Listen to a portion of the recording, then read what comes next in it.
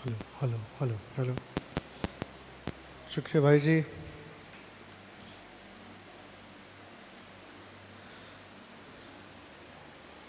ये खुदावन की रहमत, उसकी शफ़क़त है। जिस खुदा की हम इबादत करते हैं वो हमें हमारी जिस्मानी आँखों से अगरचे दिखाई नहीं देता, लेकिन फिर भी वो हमारे साथ है। वो ज़िंदा है, वो कादिर है, और वो अपने वादों में सच्चा है। मैं और आप किसी भी सिचुएशन से गुज़रें, सूरत हाल खा कैसी भी क्यों ना हो, वो सूरत हाल से बड़ा है। वो हमारे सब हालातों से वाकिफ़ है। उसे याद है कि हम खाक हैं और वो आसमानी है। वो कादिर है जो हमारी दरख्वास्त और ख़याल से कहीं बढ़कर करने की कुदरत रखता है। आइए आज सुबह के कलाम के लिए मुक़द्दस लूका की मार्फत लिखी गई इंजील और उसका 7वां बाब और उसकी 36वीं आयत से लेकर 50वीं आयत तक किताब मुक़द्दस से तिलावत की जाएगी। मुक़द्दस लूका तबीब की मार्फत लिखी गई हमारे खुदावन यीशु मसीह की इंजील, उसका 7वां बाब, गॉस्पेल ऑफ लूक चैप्टर 7।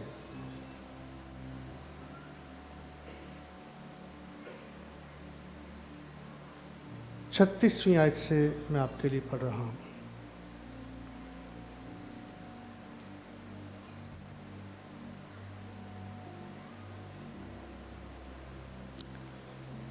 लिखा, फिर किसी फरीसी ने उससे दरख्वास्त की कि मेरे साथ खाना खा। बस वो उस फरीसी के घर जाकर खाना खाने बैठा तो देखो, एक बदचलन औरत जो उस शहर की थी, ये जानकर कि वो उस फरीसी के घर में खाना खाने बैठा है, संगे मरमर के इत्र दान में इत्र लाई और उसके पाँव के पास रोती हुई पीछे खड़ी होकर उसके पाँव आंसुओं से भिगोने लगी और अपने सर के बालों से उनको पोंछा और उसके पाँव बहुत चूमे और उन पर इत्र डाला।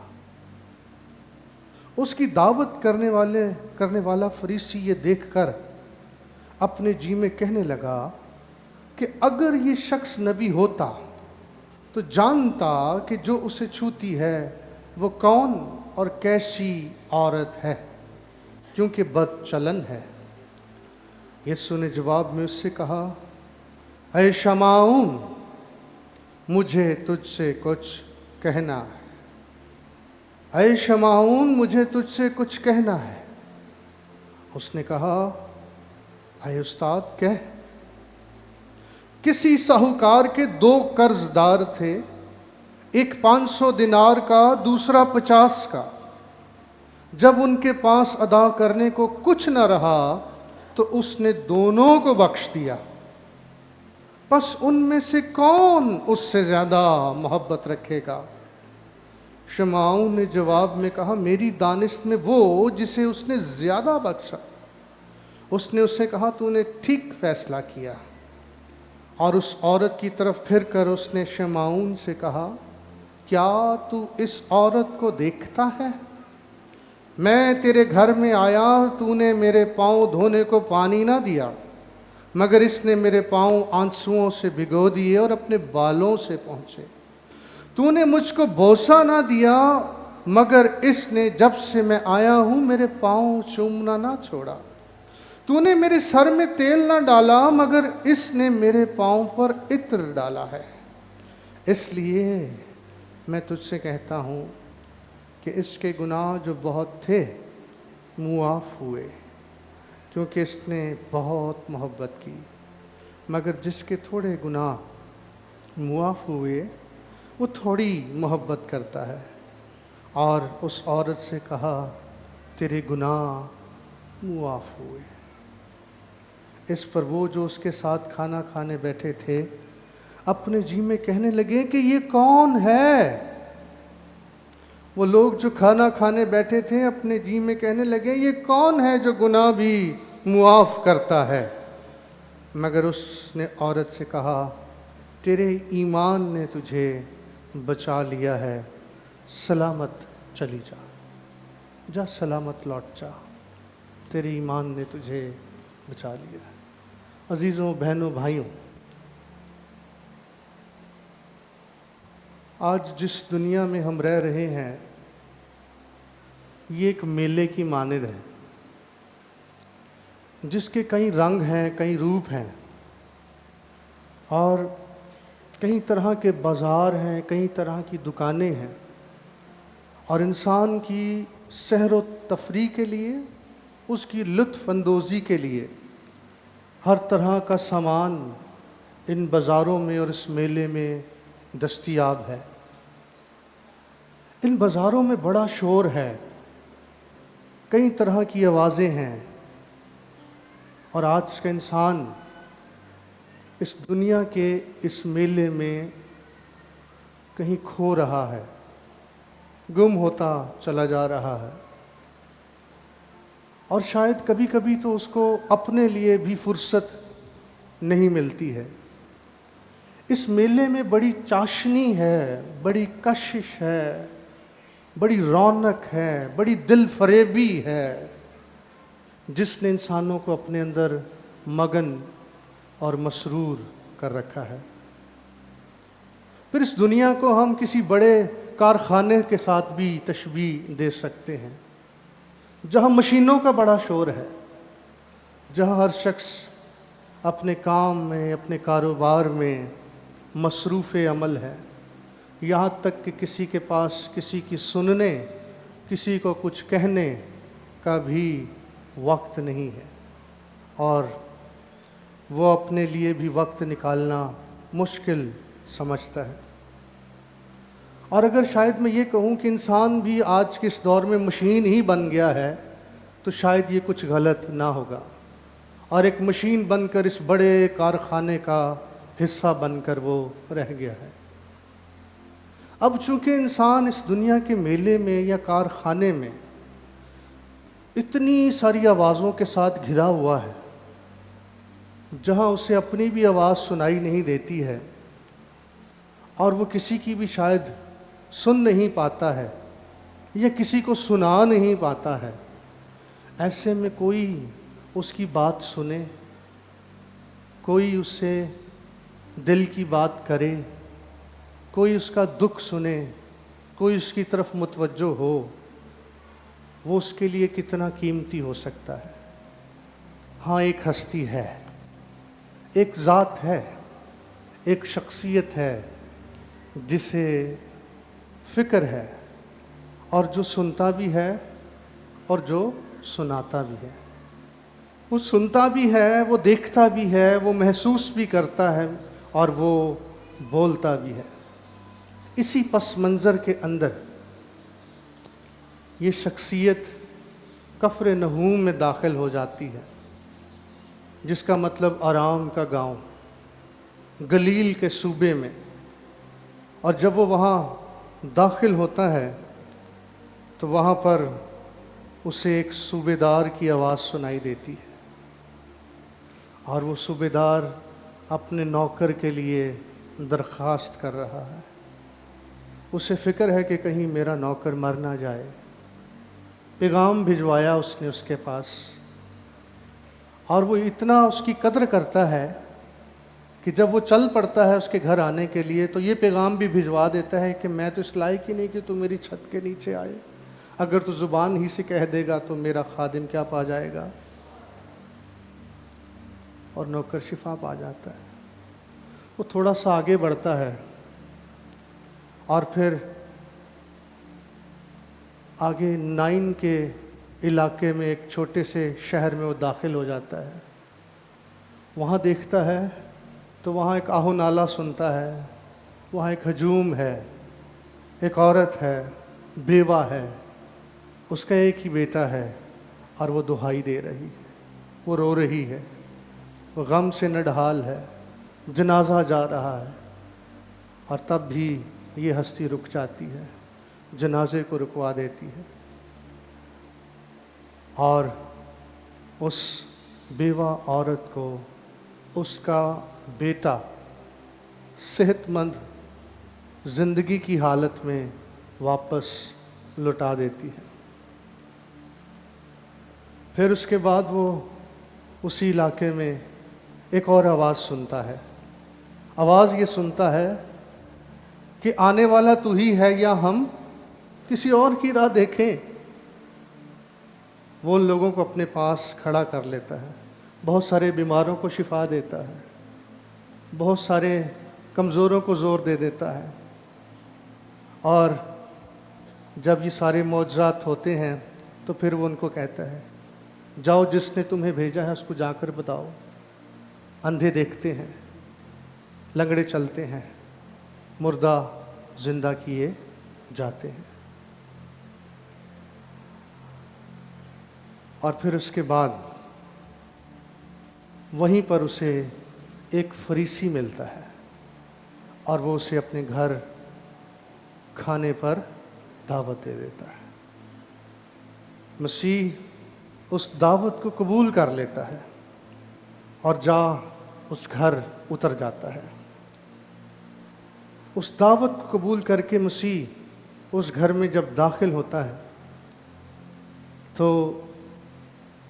وہ فریسی اپنے دستور اور اپنے مشرقی رواج کے مطابق اس کا استقبال نہیں کرتا ہے۔ ایک خدا کا خادم ولیم بارکلے کہتا ہے کہ شمعون نے مسیح کو گھر بلا کر اس کی بے عزتی کی ہے۔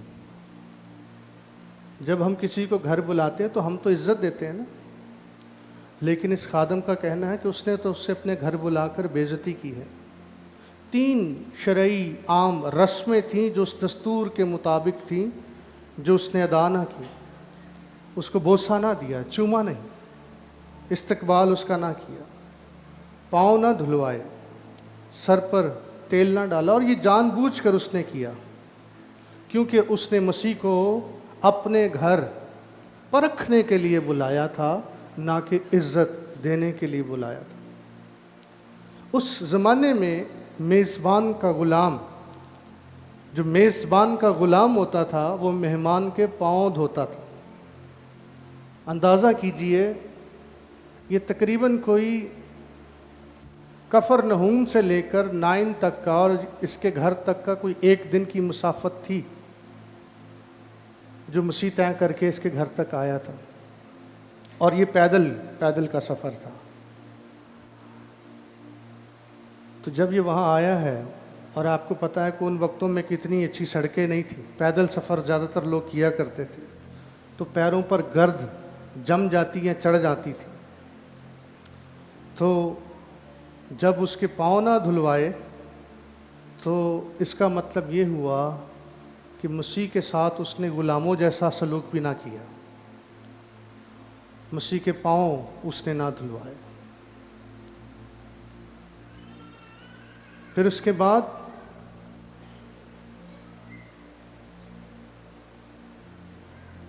دوسری طرف وہ عورت ہے جس نے اپنے آنسوؤں کے ساتھ اس کے پاؤں بھگو دیے ہیں،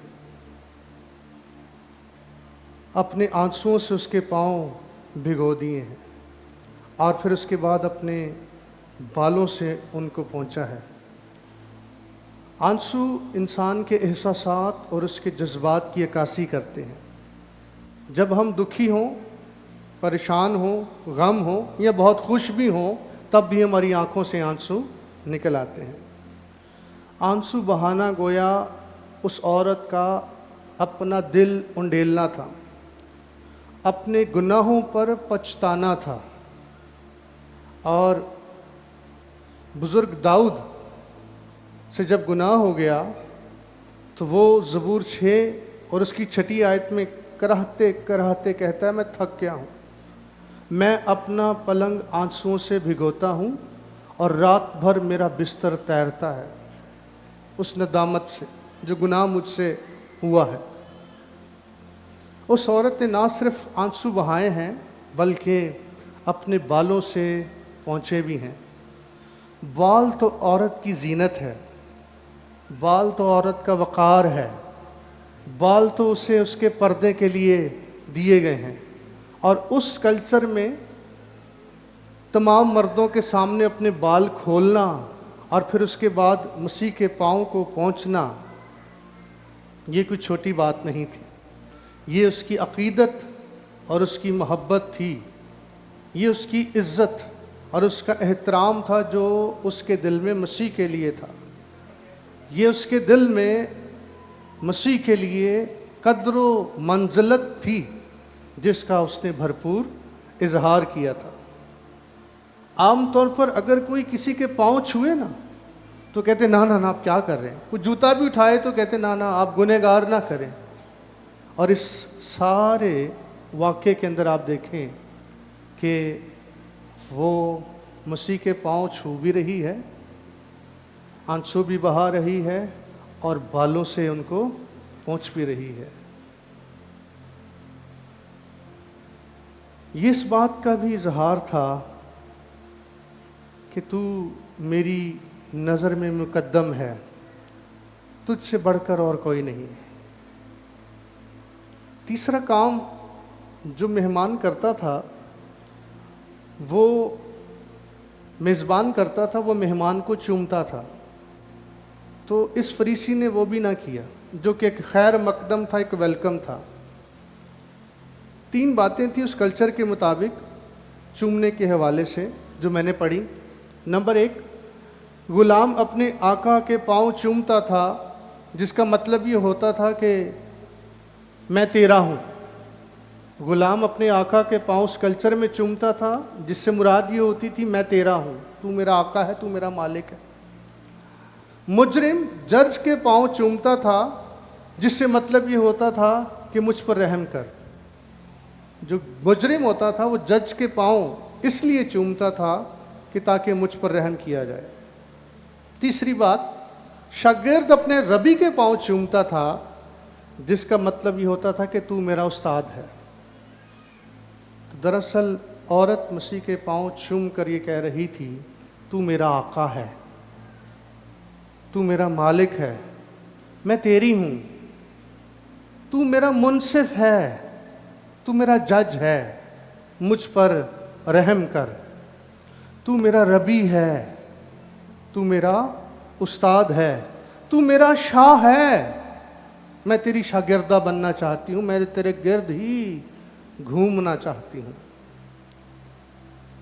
तू मेरी ज़िंदगी का महवर है। चूमना मोहब्बत का भी इजहार है और मुसलसल चूमना जो है और चूमना ना छोड़ना उसकी गहरी शदीद मोहब्बत और अकीदत का मसीह के साथ इजहार। चौथा काम जो उसने किया है, उसने इत्र डाला है। और उस फरीसी ने तो तेल ना डाला, लेकिन इस औरत ने मसीह के पैरों पर इत्र डाला है। इत्र जो है या तेल जो है, तेल तो बादशाहों को और काहिनों को मसा करने के लिए डाला जाता था। तो अगर वो इत्र डाल रही थी तो इससे एक मुराद तो ये थी कि तू मेरा बादशाह है, तू मेरा खुदाबंद है। दूसरी तरफ बताया गया है कि वो एक बदचलन औरत थी और एक तवाइफ, एक बदचलन औरत, ये इत्र उसकी कमाई का ज़रिया हुआ करता था। ये इत्र वो ग्राहकों को लुभाने के लिए इस्तेमाल करती थी। ये उसका एक औजार था जो कि उसने मसीह पर क्या कर दिया, कुर्बान कर दिया। ये उसकी कमाई थी, ये उसकी बचत थी, ये उसकी जमा पूंजी थी। ये कीमती इत्र उसने मसीह के पैरों पर उंडेल कर उसने इस बात का इजहार किया कि तुझसे ज़्यादा मेरी नज़र में और कोई कीमती चीज़ नहीं है। उसने अपना माजी, अपना हाल, अपना मुस्तकबिल मसीह के कदमों में लाकर रख दिया था। ये उसकी स्पुर्दगी का भी इजहार था। अपने आप को मसीह के उसने स्पुर्द कर दिया था। और एक और बात सुनिए गौर से, ये इत्र उंडेलना उसकी वर्शिप भी था, उसका परस्तिश करना भी था, उसकी खुदावन की इबादत करना भी था। जो अपने लिए ऐसे परस्तार ढूंढता है जो रूह और सच्चाई से उसकी परस्तिश करें। तो क्या सच्चाई नज़र आ रही है उस औरत की? इस सारे अमल से कोई सच्चाई उसके अंदर दिखाई दे रही है? हम यूं कह सकते हैं कि इस औरत ने अपना मान, अपना सम्मान, अपनी आन, अपनी बान, अपनी शान, अपनी इज्जत, अपना वक़ार, अपने एहसासात, अपने जज्बात, अपनी मोहब्बत, अपनी उल्फत, अपना माल, अपना मता, अपना धन, अपनी दौलत, सभी कुछ मसीह के कदमों में लाकर रख दिया था। कुछ भी उसने अपने पास नहीं छोड़ा था। सब कुछ उसने मसीह पर निछावर कर दिया। जिसको देखकर शमाउन ने कहा, क्या कहा शमाउन ने? शमाउन ने कहा, अगर ये नबी होता, अगर ये नबी होता तो ये जान जाता कि ये औरत जो मुझे छूती है कैसी, ये कैसी औरत है, ये बदचलन औरत है। और आपका और मेरा मसीह जो दिलों और ख्यालों को जानता है, जो हमारे दिल की बात को दरियाफ्त कर लेता है, उसने शमाउन की बात भी दिल की दरियाफ्त कर ली। जिस बात की दलील है कि वो खुदा में से, खुदा के अलावा कौन दिल की बात जान सकता है? आपके दिल में क्या है मैं बता नहीं सकता, मेरे दिल में क्या है आप बता नहीं सकते। दिलों के हाल सिर्फ कौन जानता है? खुदा जानता है। तो मसीह ने उसके दिल का हाल दरियाफ्त कर लिया और फिर उसकी तरफ फिर कर कहा, शमाउन मुझे तुझसे कुछ कह। आज सुबह मेरे पैगाम का अनुमान है, मुझे तुझसे कुछ, I have something to tell you. Simon, I have something to tell you. इसका एक तर्जमा ये भी है, जो इसका लफ्ज़ी तर्जमा हो सकता है कि मेरे पास तुझे कुछ कहने को है, या आई शमाउन मेरे पास तेरे लिए एक बात कहने को है। आज इस दुनिया के शोर में, इस मेले में, इस कारखाने में कोई हमसे बात करना चाहता है, कोई हमारे दिल से बात करना चाहता है। ये एक मौतबाना दरख्वास्त थी। और अगर शमाउन की जगह मैं और आप अपना नाम लगा लें तो ये और ज़्यादा मौसर हो जाएगा, काबिल तवज्जो हो जाएगा अगर हम ये कहें अपना नाम लगाकर कि मुझे तुझसे कुछ कहना है। Is it wonderful? क्या ये खूबसूरत नहीं होगा? क्या ये दिलचस्प नहीं होगा? आपका और मेरा खुदावन मुझसे और आपसे कहे, आज मुझे तुझसे कुछ कहना है, मेरा नाम लेकर, आपका नाम लेकर। यस, वो कुछ कहना चाहता है। 5 बातें हैं जो आज मैं जल्दी से बयान करने की कोशिश करूंगा। वो कौन सी बातें जो शमाउन से उसने कही और आज मुझसे और आपसे भी इस वाक़े के शाको सबाक में वो मेरे साथ और आपके साथ भी करना चाहता है। अगर हम इसे अपने ऊपर इसका इतलाक़ कर लें तो ये समझना ज़्यादा वाज़ेह हो जाएगा, आसान हो जाएगा और ज़्यादा काबिल तवज्जो हो जाएगा। जब उसने देखा कि ये बदचलन औरत उसे छूती है और दिल में उसने ये कहा कि अगर ये नबी होता तो जान जाता जो औरत इसे छूती है वो नापाक है, वो बदचलन है। तो मसीह ने उसकी तरफ तवज्जो करके कहा, शमाउन मुझे तुझसे कुछ कहना है। اور پھر یہ کہہ کر اس نے ایک تمثیل، ایک کہانی، ایک واقعہ جو ہے وہ اس نے بیان کیا ہے۔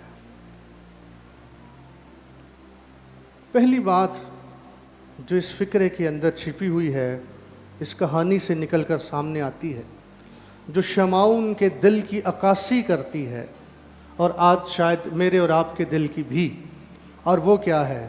پہلی بات جو شمعون کے ساتھ مسیح نے کی، یہ کہہ کر کہ مجھے تجھ سے کہنا ہے، اور قرض داروں کی کہانی سنا کر اس نے پہلی بات اس کو کہی، ظاہر کے موافق فیصلہ نہ کر، ظاہر کے مطابق فیصلہ نہ کر۔ پہلا ساموئیل 16 باب کی 7ویں آیت میں جب خداوند کا کلام سموئیل نبی پر نازل ہوا اور اس کو کہا، جا یسی کے گھرانے میں جا اور ان کو کہہ کہ میں قربانی گزراننے کے لیے آیا ہوں، اور ان میں سے ایک بیٹا جو میں تجھے بتاؤں گا اسے میری قوم کا پیشوا مقرر کر دینا، اسے مسح کر دینا۔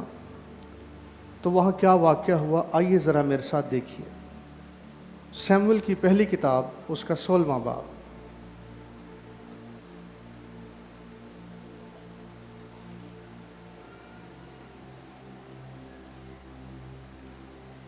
پہلا سیموئیل 16واں باب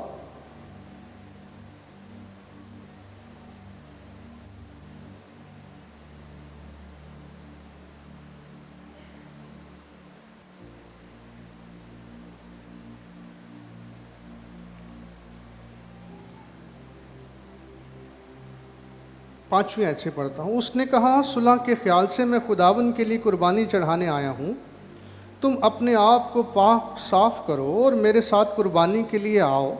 اور اس نے یسی کو اور اس کے بیٹوں کو پاک کیا اور ان کو قربانی کی دعوت دی۔ جب وہ آئے تو وہ الیاب کو دیکھ کر کہنے لگا، یقیناً خداوند کا ممسوح اس کے، پر خداوند نے سموئیل سے کہا کہ تو اس کے چہرے اور اس کی قد کی بلندی کو نہ دیکھ، اس لیے کہ میں نے اسے ناپسند کیا ہے، کیونکہ خداوند انسان کی مانند نظر نہیں کرتا، اس لیے کہ انسان ظاہری صورت کو دیکھتا ہے، پر خداوند دل پر نظر کرتا ہے۔ انسان تو ظاہر کو دیکھتا ہے، لیکن خداوند،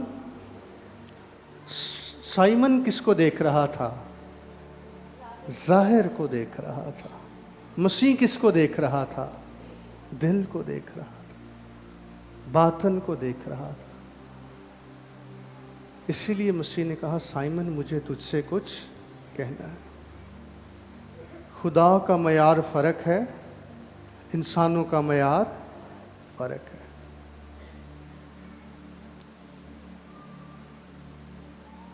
امثال 21 باب کی دوسری آیت میں لکھا ہے، انسان کی ہر روش اس کی نظر میں راست ہے، پر خداوند دلوں کو جانچتا ہے۔ یوحنا 7:24 میں لکھا ہے، ظاہر کے موافق انصاف نہ کرو بلکہ راست انصاف کرو۔ آدمی کے لیے، میرے لیے اور آپ کے لیے ایک بڑی آزمائش، ایک بڑی کمی، کمزوری یہ ہے کہ ہم جو کچھ نظر آتا ہے ہم اس کے مطابق چناؤ کرتے ہیں، ہم اس کے مطابق فیصلہ کرتے ہیں، ہم اس کے مطابق رائے قائم کرتے ہیں، ہم اس کے مطابق فیصلہ دیتے ہیں۔ لیکن خدا دلوں کو، باطن پر نگاہ کرتا ہے۔ تو دل کا خالص ہونا، دل کا صاف ہونا، دل کا شکستہ ہونا، باطن کی سچائی کا ہونا، میرے اور آپ کے ہدیہ جات، ہماری دعوتیں، ہماری شکر گزاریاں، وہ سب کی سب بیکار ہو جاتی ہیں اگر ہمارا دل صاف نہیں، اگر ہمارا باطن صاف نہیں ہے۔ ہماری بڑی سے بڑی قربانی، خواہ وہ خدا کے گھر کے لیے ہو، بڑی سے بڑی شکر گزاری جو ہم 4 لوگوں کو بلوا کر، خدا کی خادموں کو بلا کر کریں، وہ سب بے سود ثابت ہوگا اگر وہ دل خالص نہیں، باطن صاف نہیں ہے۔ تو خداوند نے سائمن کو کہا شمعون تو ظاہر کے مطابق دیکھ رہا ہے، میں تیرے گھر آیا، نہ تو تو نے مجھے بوسہ دیا، نہ تو نے میرے پاؤں دھلوائے، نہ ہی تو نے میرے سر پر تیل ڈالا۔ وہ ساری کام اس عورت نے کی ہے۔ دوسری بات جو خداوند نے شمعون کو کہی وہ کیا ہے؟ اپنی راست بازی پر تکیہ نہ کر، اپنی راست بازی پر تکیہ نہ کر۔ یسایہ 64 باب کی 6 آیت میں لکھا ہے، ہم سب کے سب ایسے ہیں جیسے ناپاک چیز، اور ہماری تمام راست بازی ناپاک لباس کی مانند ہے۔ گویا ہماری بہترین نیکی بھی خدا کے آگے گندگی کی مانند ہے۔ شمعون کو کس بات کا فخر تھا؟ میں کیا ہوں؟ راست باز ہوں، میں پاک صاف ہوں، میں فریسی ہوں، فریسیوں کے قبیلے کا ہوں۔ فریسی جو شریعت کے بڑے پابند ہوتے تھے، اور یہ عام لوگوں کے ساتھ میل جول بھی نہیں رکھتے تھے۔ معلوم ہے کیوں؟ وہ سمجھتے تھے اگر ہم ان کے درمیان جائیں گے تو ہم ناپاک ہو جائیں گے۔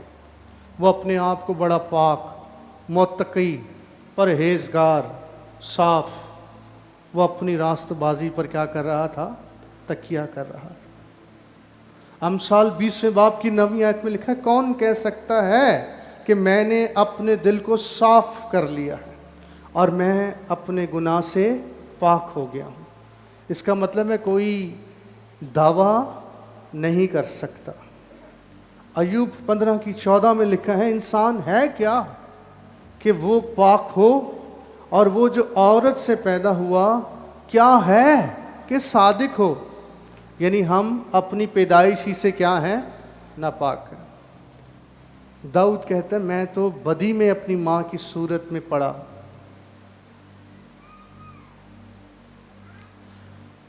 پیدائش کے غسل سے، نئی پیدائش کے غسل سے خداوند نے ہمیں نجات دی ہے۔ تیتس 3 باب کی 5 آیت میں لکھا ہے، اس نے ہم کو نجات دی مگر راست بازی کے کاموں کے سبب سے نہیں جو ہم نے خود کیے، بلکہ اپنی رحمت کے مطابق نئی پیدائش کے غسل سے۔ بہنوں بھائیوں، وہ کون سی چیز ہے جس پر میں اور آپ فخر کر سکتے ہیں؟ وہ کون سی نیکی ہے، وہ کون سی بھلائی ہے، وہ کون سا کام ہے جو خدا کے حضور ہم لے جا کر کہہ سکتے ہیں کہ میں نے یہ بڑا تیر مارا ہے؟ اپنی راست بازی پر تکیہ نہ کر۔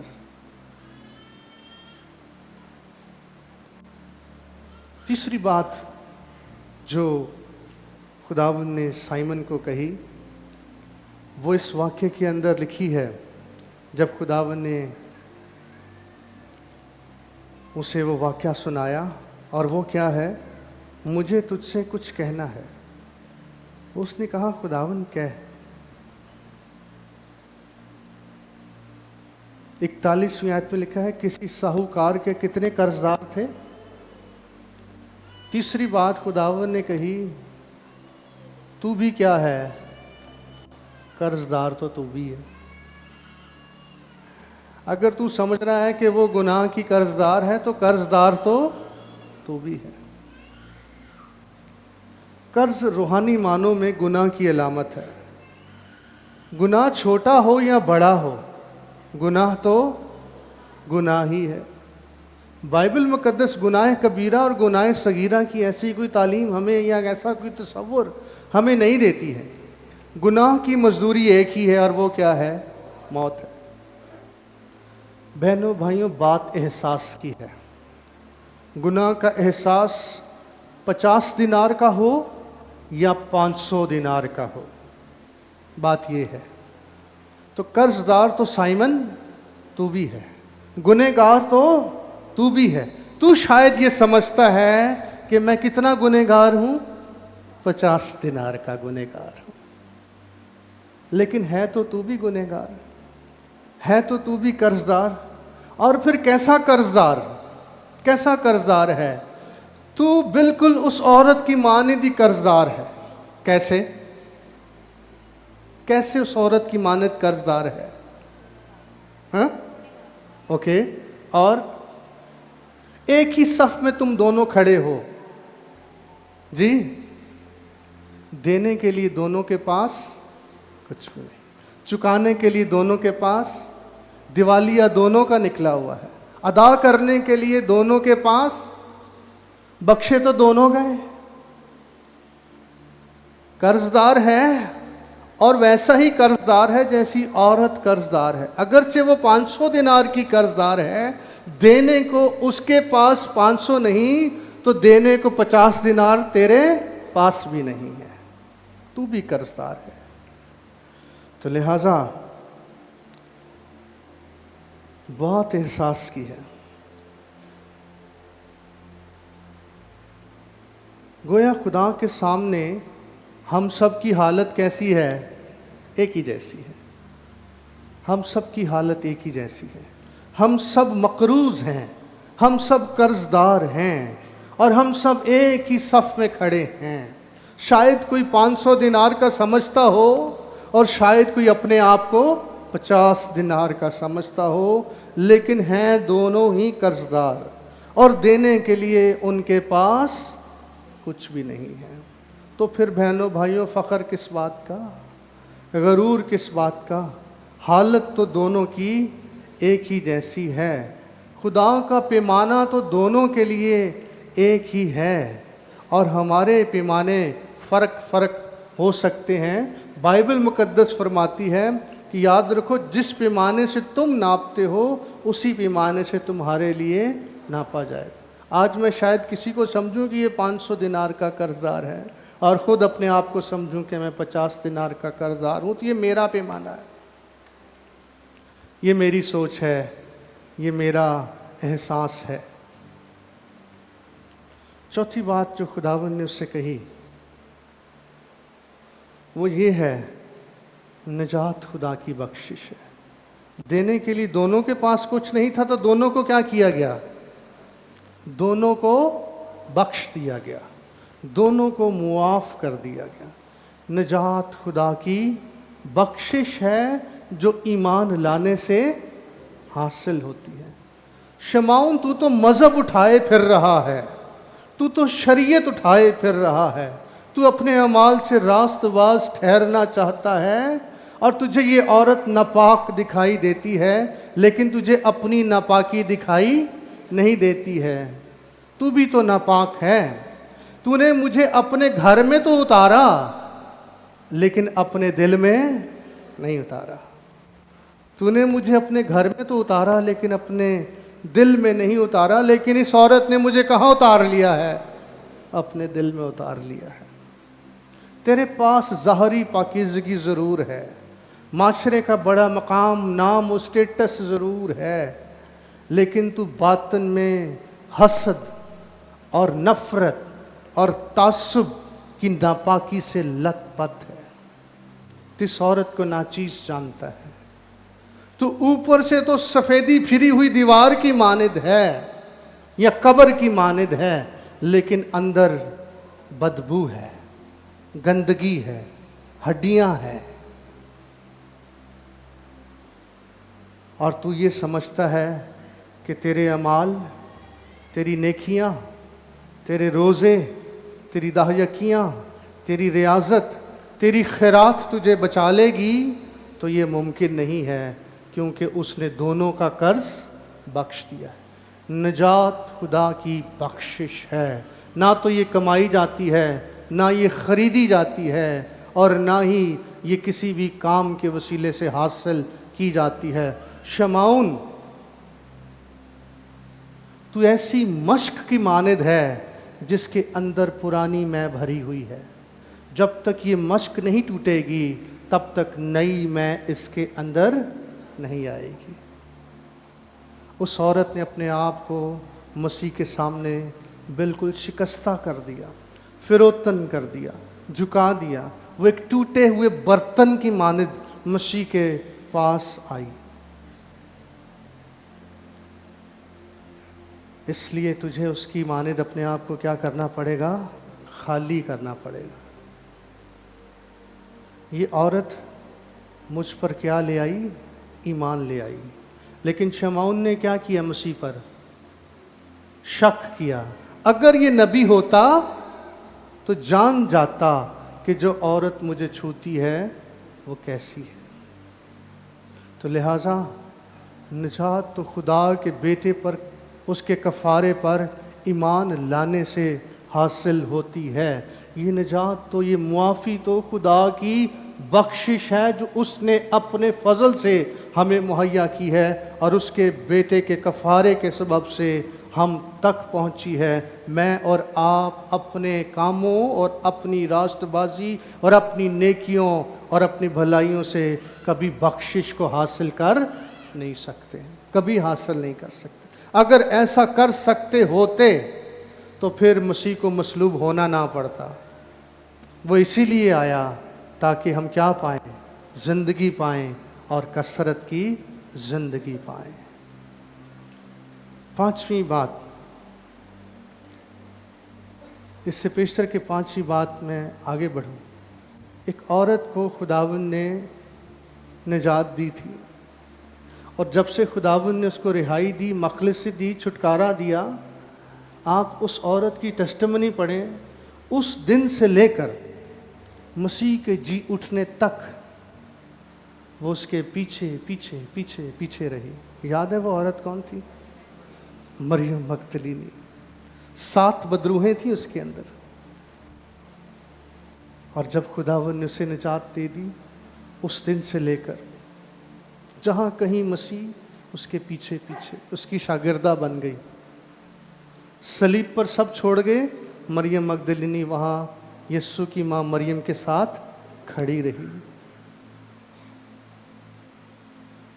قبر پر گئی تاکہ ہم خوشبو مل سکیں، ہم کوئی تیل مل سکیں۔ اپنے خداوند کی محبت میں اس قدر گرفتار، صبح سویرے اٹھ کر اس کی ملاقات کے لیے، اس کے دیدار کے لیے چلی گئی، کیونکہ اسے بخشش مل گئی تھی نا، معافی مل گئی تھی۔ اب وہ اس کی محبت میں فریفتہ ہو گئی تھی، اور سب سے پہلے جی اٹھے مسیح کا دیدار بھی اسی عورت نے کیا تھا۔ پانچویں بات جو مسیح نے سائمن کو کہی یا شمعون کو کہی، وہ یہ ہے: محبت کی بنیاد احساس ندامت اور معافی کی قدر ہے۔ محبت کی بنیاد احساس ندامت اور اس معافی کی ویلیو یا قدر ہے جو خداوند نے آج ہمیں بخشی ہے۔ اگر اس عورت کو اپنے گناہ گار ہونے کا احساس نہ ہوتا، اگر وہ اپنے گناہوں پر نہ پچھتاتی، تو کیا وہ اتنی دلیری کے ساتھ ان تمام لوگوں اور مردوں کے درمیان آ کر اس کے قدموں سے لپٹتی؟ کیا وہ اس کے پاؤں چھوتی اور ان کو چومتی؟ کیا اس کے آنسو اس قطر زاروں قطار بہتے؟ کیا وہ اپنے بال کھول کر اس کے پاؤں، اپنے آنسو اس پر سے پہنچتی؟ یہ کیا چیز تھی جو اسے مجبور کر رہی تھی؟ یہ وہ معافی تھی جو اسے ملی تھی، یہ وہ بخشش تھی جو اسے ملی تھی، جس کو وہ ویلیو کر رہی تھی۔ اس کے پیچھے اس کے گناہوں کی وہ ندامت تھی جس کو یاد کر کے وہ اپنے ماضی کو وہ آنسو بہا رہی تھی۔ اگر اسے اپنے معاف کیے جانے کی قدر نہ ہوتی تو کبھی بھی وہ بیش قیمت عطر وہ مسیح کے قدموں پر نہ انڈیلتی۔ وہ شخص جو اپنے گناہوں کا اقرار کرتا اور چھاتی پیٹتا ہے، وہ خدا کے حضور کیا ٹھہر کر گیا؟ راست باز ٹھہر کر گیا۔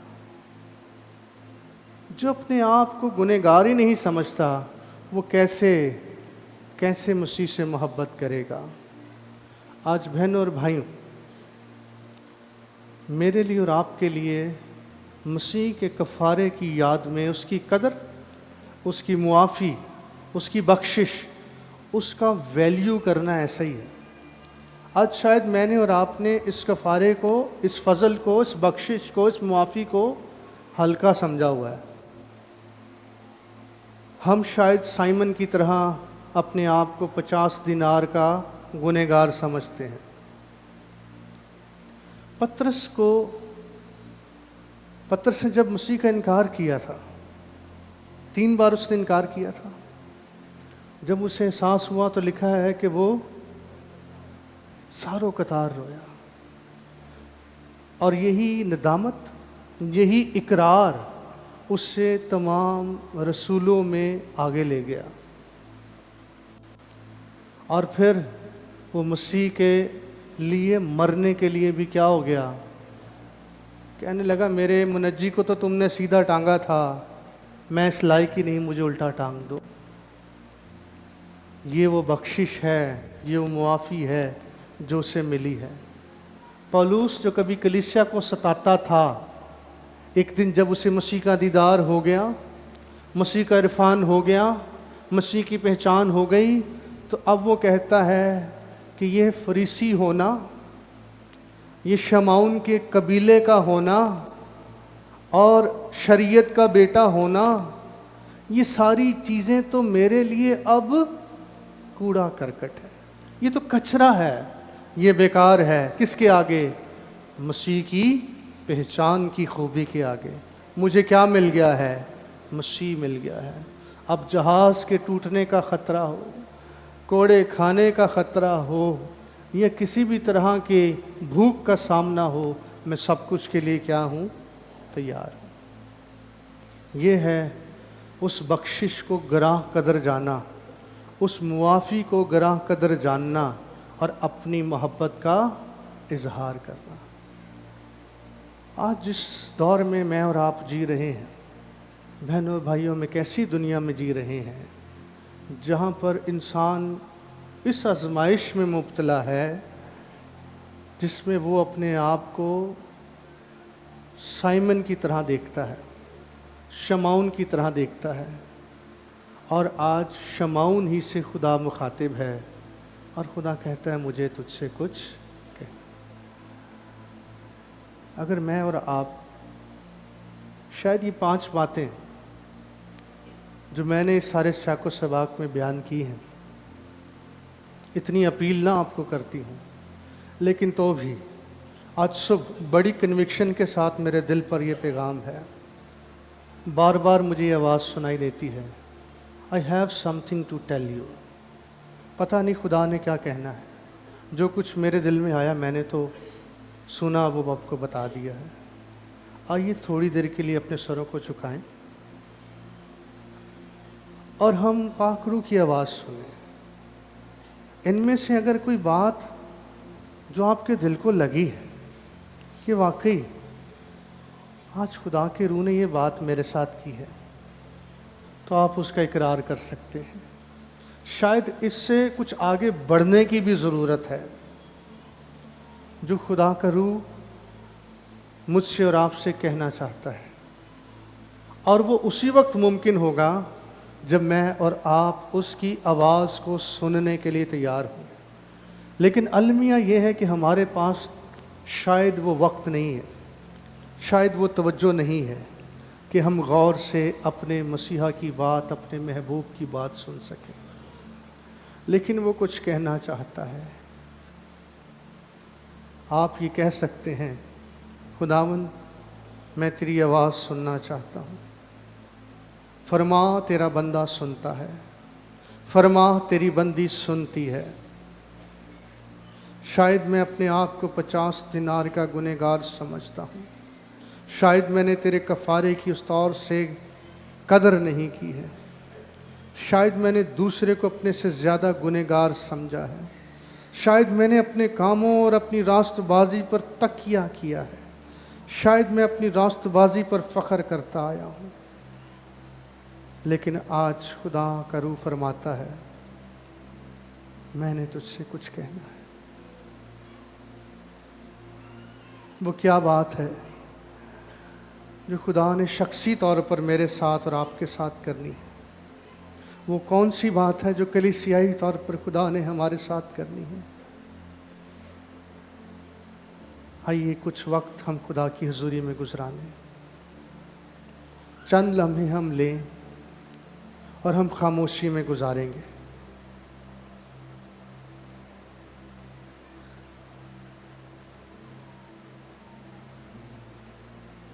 کیا ہم اس آواز کو سننے کے لیے تیار ہیں؟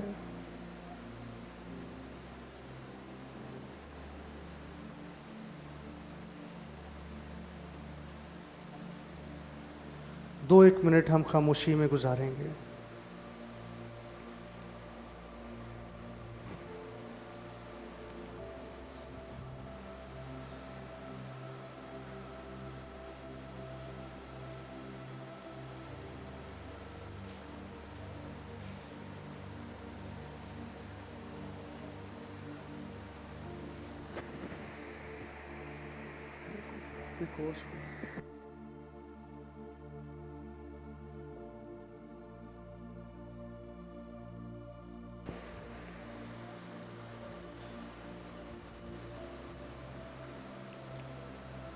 ہاللویا۔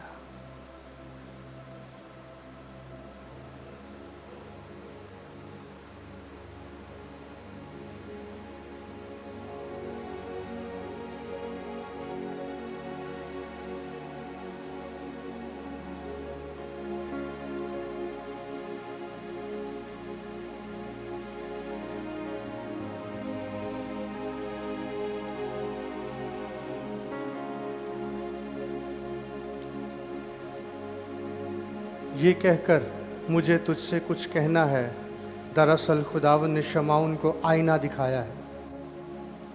کیا مجھے اور آپ کو اپنی صورت دکھائی دے رہی ہے؟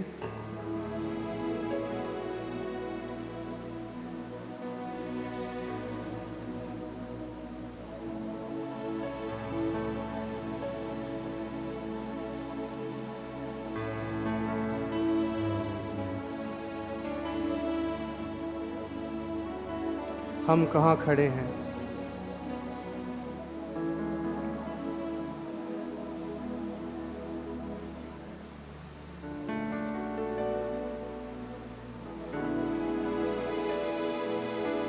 کوائر کے ساتھ مل کر ہم کوس گائیں گے، اس کے بعد ہم دعا کے ساتھ رخصت ہو جائیں گے۔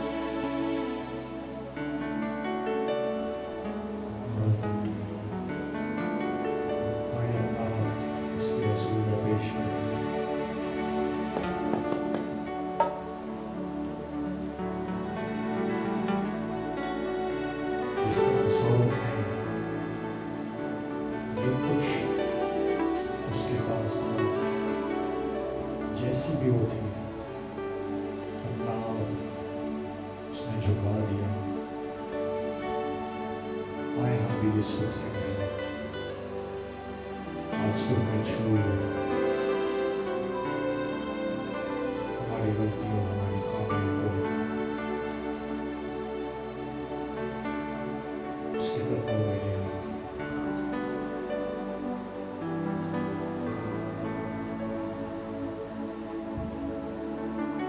مجھے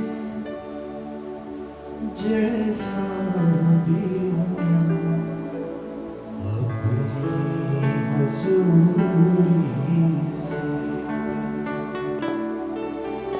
چھو مجھے جیسا بھی ہوں اپنی حضوری سے،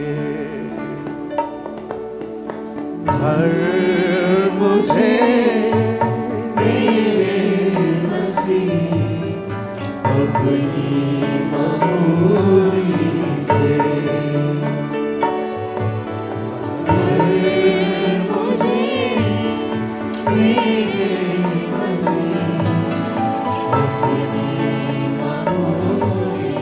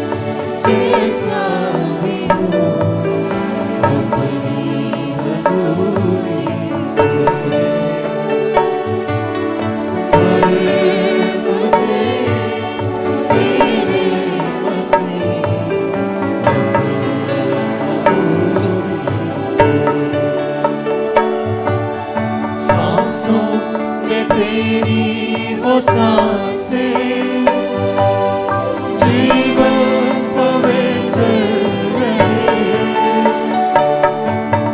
सांसों में तेरी हो सांसें, जीवन पवित्र रहे।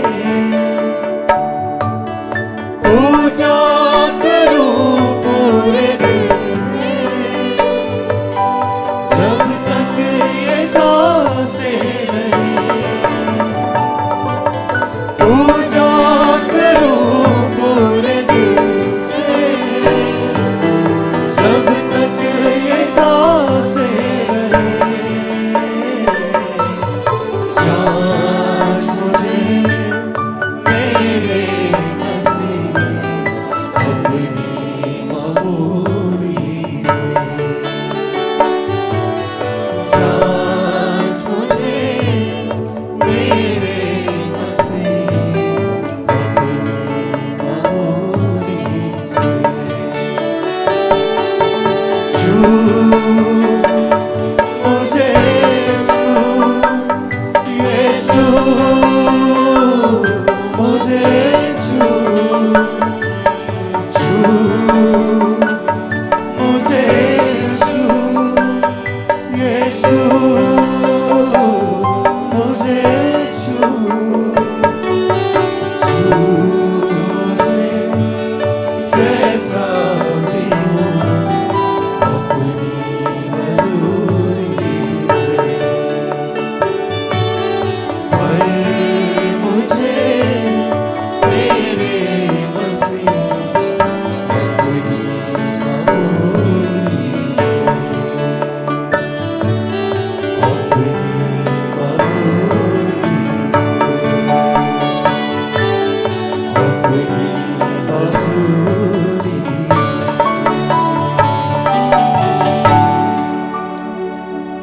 हम दुआ मांगेंगे, हम दुआ करेंगे इस एहसास के साथ, इस इकरार के साथ कि मैं जो कुछ हूँ वो तेरे फजल से हूँ।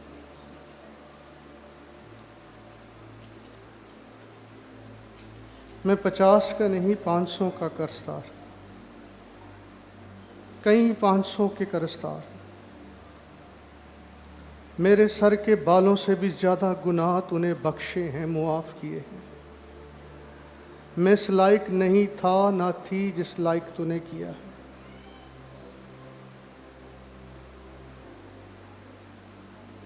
ये वो करम है जो तेरा मुझ पर और मेरे घराने पर हुआ है।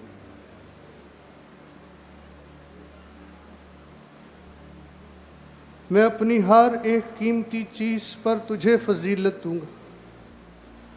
कौन सी चीज़ है जो तुझसे बाज रखूं? हमारे एहसासात, जज्बात, हमारा माल मता, हमारी हर कीमती चीज़, हमारी इज्जत, हमारा वक़ार, हमारी आन, हमारी बान, हमारी शान, सब कुछ तो तुझसे है खुदा। आज सुबह हम तेरी हुजूरी में झुकते और तेरी शुक्रगुजारी करते हैं और अपने मुआफ़ किए जाने की कदर करना चाहते हैं, और जो कुछ हमारे पास है हम उससे तेरी इज्जत करना चाहते हैं। अपने बच्चों की मदद फरमा खुदा। हम तेरी पाक आवाज़ और धीमी आवाज़ को सुनना चाहते हैं और उस पर लब्बैक कहना चाहते हैं। इस दुनिया में जहाँ हर तरफ बहुत सी आवाज़ें हैं, हम अपने चरवाहे की आवाज़ को सुनना और पहचानना चाहते हैं और उसके पीछे पीछे चलना चाहते हैं। खुदा बाप, हम तेरी शुक्रगुजारी करते हैं आज की सारी इबादत के लिए, वर्शिप के लिए, कलाम के लिए, हदियाजात के लिए, जिस जिस शख्स ने जो खिदमत सर अंजाम दी है, सब कुछ के लिए तेरी शुक्रगुजारी करते हैं। और जो दरख्वास्तें खुदावंद तेरी हजूरी में रखी गई हैं, उन पर तेरी रहमत और शफ़क़त का हाथ मांगते हैं। करम करके छुड़ा, रहम करके छुड़ा, अपनी मखलसी और अपनी निजात का तजर्बा दे, क्योंकि तू कल आज बल्कि अब तक यकसा और कादिर खुदा है। खुदा बाप, हम तेरी सिताइश करते हैं। हम कौन और हमारी क्या हकीकत, ये तो तेरा करम है जो हम पर हुआ है। लिहाजा खुदा, हम सब बातों में हम तेरी शुक्रगुजारी करते हैं। अपने मुल्क के लिए, अपने शहर के लिए हम दुआएं खैर करते हैं, तेरी बरकत चाहते हैं। आज सारा दिन हमें संभाल, हफ्ता भर हमारी मदद कर। हम अपने आप को तेरे हाथों में देते हैं, तेरी बरकत चाहते हैं। हमारी सुन, हम तेरे बेटे अपने खुदावंद यीशु मसीह के नाम से मांगते हैं।